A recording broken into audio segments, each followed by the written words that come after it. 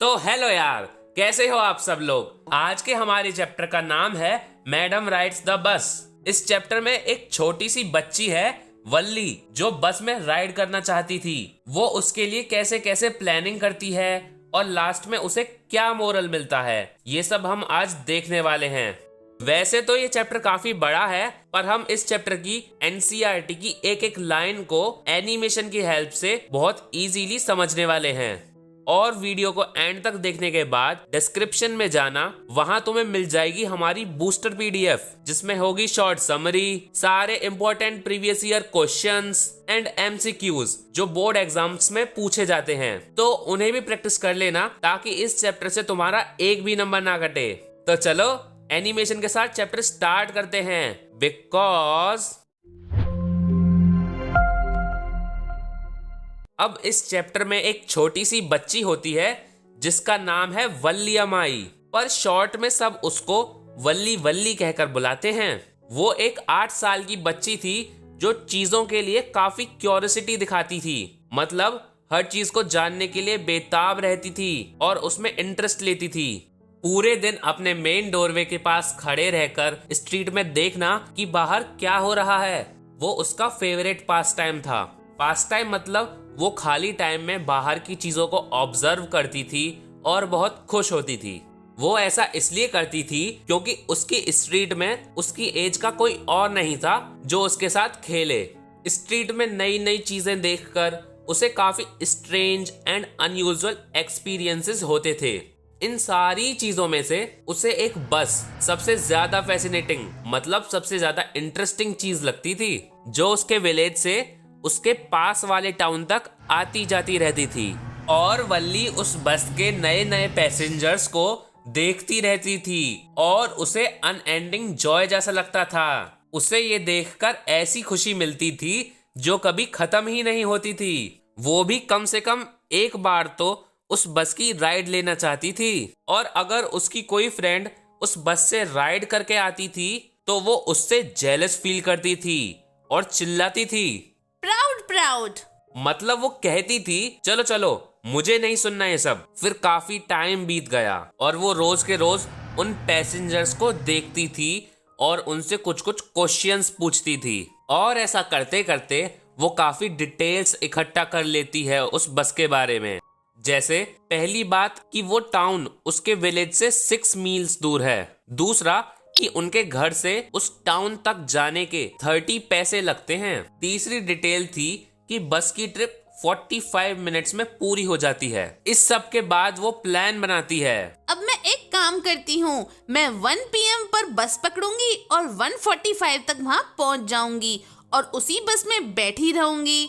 फिर वो बस 2 PM पर वापस विलेज की तरफ चलेगी और मैं 2:45 तक घर भी आ जाऊंगी। अब एक गर्मी भरे दिन में बस आती है और बस के आगे एक छोटा सा हाथ वेव करता है और छोटी सी आवाज आती है, stop the bus, stop the bus, जैसे कोई कमांड दे रहा हो। अब बस स्लो डाउन हो जाती है और कंडक्टर कहता है, अरे जल्दी करो भाई, जिसको भी बस में आना है आ जाओ। अरे मैं हूँ, मुझे जाना है बस में।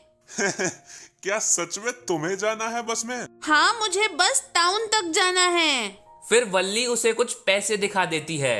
फिर कंडक्टर कहता है, ओके ओके, चलो चढ़ जाओ बस में। ऐसा कहकर वो अपना हाथ बस से बाहर निकालता है। पर हमारी वल्ली बहुत एरोगेंट और सेल्फ डिपेंडेंट थी, तो वो कहती है, रहने दो, मैं खुद बस में चढ़ सकती हूँ, मुझे तुम्हारी मदद की कोई जरूरत नहीं है। अब हमारे कंडक्टर भाई साहब काफी जॉली टाइप के पर्सन थे, मतलब वो काफी मजाकिया मिजाज के आदमी थे। तो वो कहते हैं, ओ प्लीज, आप नाराज मत होइए मैडम। वो उसे मैडम मैडम कहकर बुलाता है और वो कहता है, अरे अरे, सब लोग साइड हो जाओ, मैडम को जाने का रास्ता दो। वो मजाक में उसे मैडम कह रहा था। अब वो काफी कम भीड़ भाड़ का टाइम था और केवल 6-7 पैसेंजर्स ही थे बस में। वो सब हमारी वल्ली उर्फ मैडम पर हंस रहे थे, पर वल्ली चुपचाप एक खाली सीट पर बैठ जाती है। अब कंडक्टर फिर उससे पूछता है, अब क्या चले मैडम? अब बस चलना स्टार्ट कर देती है, पर उसकी हाइट काफी कम थी तो वो विंडो से बाहर के नज़ारे नहीं देख पा रही थी, इसलिए वो अपनी सीट पर खड़ी हो जाती है और मजे से बाहर के नज़ारे देख रही होती है। अब वल्ली को एक आवाज सुनाई देती है, ओ बच्ची, ऐसे खड़ी मत रहो, तुम बैठ जाओ। अब वल्ली बैठ तो जाती है, पर उसे लगता है कि वो आदमी उसको परेशान कर रहा है, जबकि वो उसकी भलाई के लिए ही ऐसा कह रहा था। इसलिए वल्ली उसे अजीब तरीके से घूरती है और कहती है, यहाँ पर कोई बच्चा नहीं है, मैंने भी सबकी तरह 30 पैसे दिए हैं बस में जाने के लिए। फिर कंडक्टर आकर कहता है, सर, ये कोई बच्ची नहीं है, ये हमारी मैडम है। क्या आपको लगता है कि कोई बच्ची बस का पूरा फेयर देकर राइड करेगी, वो भी अकेले? हे, मैं मैडम नहीं हूँ और अभी तक आपने मेरा टिकट भी नहीं दिया है। हाँ हाँ, मुझे याद है मैडम। अब बस रुकती है और एक एल्डर वुमेन उसके पास आ जाती है और कहती है, क्या तुम अकेली हो बेटा? पर वल्ली उसको इग्नोर कर देती है क्योंकि उसे वो औरत अच्छी नहीं लग रही थी। उसके बड़े बड़े ईयर लोब्स थे और उसने गंदे से ईयर रिंग्स पहन रखे थे और उसके पास से बीटल नट मतलब सुपारी की गंदी बदबू आ रही थी और उसके मुंह से बीटल जूस भी निकल रहा था। पर फिर भी वल्ली कह देती है, हाँ, मैं अकेले ही ट्रैवल कर रही हूँ और मेरे पास एक टिकट भी है। फिर कंडक्टर भी कहता है, हाँ हाँ, इनके पास टिकट है, इन्हें भी टाउन जाना है और इन्होंने भी 30 पैसे देकर ही टिकट लिया है। फिर वल्ली कहती है, Why don't you mind your own business? और ये सुन के ओल्ड वुमेन और कंडक्टर दोनों ही हंसने लगते हैं। पर वो वुमेन शांति से नहीं बैठती और फिर से बोलने लग जाती है, तुम इतनी छोटी सी बच्ची हो, क्या तुम्हारे लिए अकेले ट्रैवल करना सही है? तुम्हें पता भी है कि तुम्हें कहाँ जाना है, कौन सी गली में जाना है, कोई एड्रेस भी मालूम है तुमको? आपको मेरी चिंता करने की कोई जरूरत नहीं है, मैं अपना ख्याल खुद रख लूंगी। अच्छा हाँ, एक और बात बताता हूँ आपको, हमारी वल्ली की ये जर्नी काफी मेहनत भरी और परफेक्टली प्लान्ड भी रही है। उसके प्लान का पहला हिस्सा था राइड के लिए पैसा जोड़ना।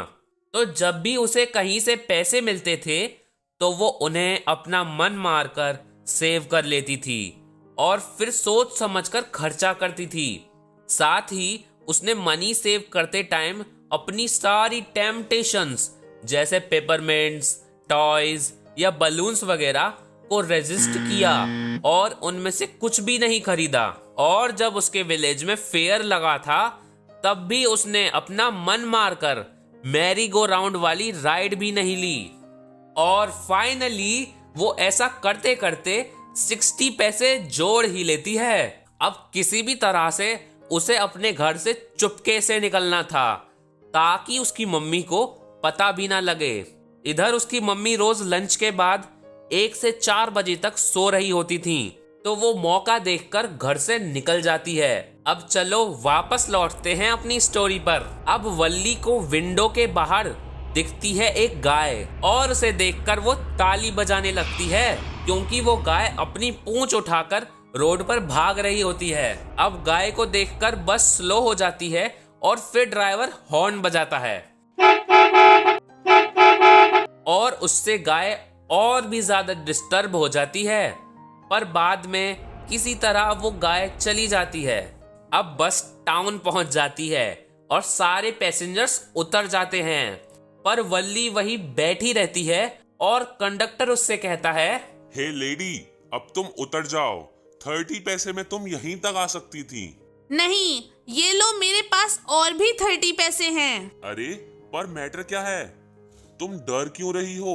जाओ जाओ, नीचे जाओ, घूम लो थोड़ा, मैं तुम्हारे लिए एक ड्रिंक भी ऑर्डर कर देता हूँ। अरे नहीं नहीं, मुझे कोई ट्रीट नहीं चाहिए। और ये लो 30 पैसे और मुझे टिकट दे दो, मुझे अब घर भी वापस जाना है। फिर काफी देर बाद बस वापस वल्ली के विलेज की ओर चल पड़ती है और कंडक्टर उससे पूछता है, क्या तुम्हारी मम्मी तुम्हें ढूंढ नहीं रही होंगी? अरे नहीं नहीं। अब जाते वक्त भी वल्ली सारे सीन्स एंजॉय कर रही थी। तभी वो देखती है कि वहां एक डेड गाय रोड साइड पड़ी हुई है उसकी पूरी बॉडी ब्लड से लथपथ हो रही है। उसे देखकर वल्ली को बहुत दुख पहुंचता है और वो कंडक्टर से पूछती है, क्या ये वही काव है जो आते टाइम हमारी बस के आगे उछल रही थी? कंडक्टर सिर हिला देता है। फिर वो सोचती है कि एक ब्यूटीफुल, कितना प्यारा सा क्रिएचर जो उछल कूद करके कितने मजे कर रहा था, अब कितना हॉरिबल लग रहा है ये सब। अब उसके पैर बिखरे हुए हैं और वो लाइफलेस आईज से घूर रही है और चारों तरफ कितना ब्लड फैला हुआ है। अब बस चलती है और वो सब देखने के बाद वल्ली बहुत डिप्रेस हो जाती है। अब बस उसके घर पहुंच जाती है और वल्ली उतर जाती है। वो थोड़ा सा डर भी रही थी। वो देखती है कि उसकी मम्मी उठ चुकी हैं, पर वो पड़ोस वाली आंटी से बात करने में बिजी हैं। उसकी मम्मी तो उससे कुछ नहीं कहती, पर वो चैटर बॉक्स आंटी वल्ली से कहती हैं, ए वल्ली, तुम अभी तक कहाँ थी? वल्ली बस स्माइल कर देती है और चली जाती है। और उसकी मम्मी अपनी बातें कंटिन्यू करते हुए कहती हैं, हाँ, तुम बिल्कुल सही कह रही हो।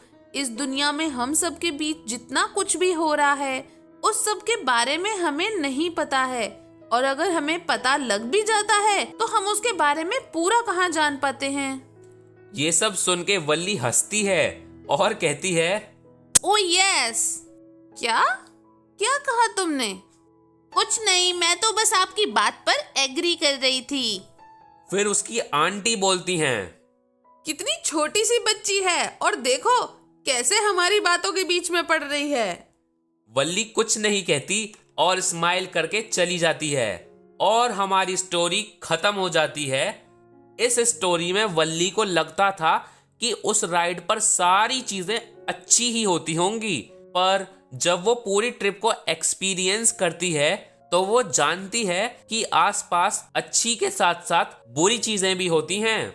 उसका परसेप्शन टोटली चेंज हो जाता है। अब अगर आपको ये वीडियो हेल्पफुल लगी हो तो इस वीडियो को लाइक कर दो, क्योंकि बहुत मेहनत लगती है, और एडीबी को सब्सक्राइब भी कर लो, जिससे मुझे मोटिवेशन मिलेगा और मैं आपके लिए ऐसे ही हेल्पफुल वीडियोस लाता रहूंगा। और कमेंट करके बताओ कि वीडियो कैसी लगी। एंड हाँ, बूस्टर पीडीएफ को प्रैक्टिस करना मत भूलना। Thank you for watching. Bye bye.